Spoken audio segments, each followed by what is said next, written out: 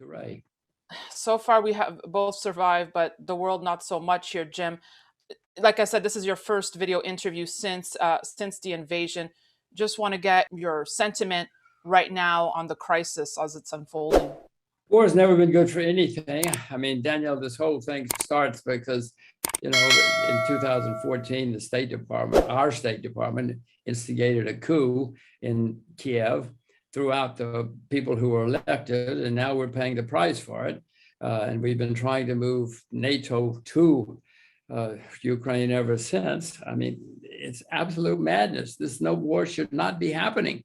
None of this should be happening. I don't think it matters to us at all if Ukraine is close to Russia. It's somebody, some bureaucrat, her name is Victoria Nuland, if you want to know, instigated this whole coup, and now we're all paying a gigantic price for it. And that's a really good point, Jim, that I just want to elaborate on because I think there's not enough focus on the fact that this has been brewing over years. This is not something that obviously occurred overnight. What should have been done differently?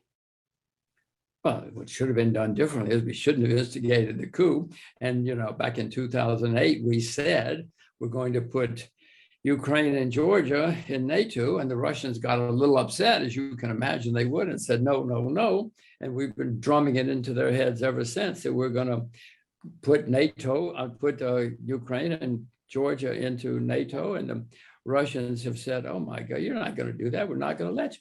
Danielle, let's suppose Russia had an alliance with Mexico and they started stationing troops in Mexico and missiles and tanks. What do you think we would do? We'd say, oh my gosh, it's so good. Let's drink vodka together. But they'd send an army down there and run them away, just as they did in Cuba. This never should have happened. We should not have done what we did. The Russians should have somehow made it clear that this would be an act of war and the war should go on peacefully as it can.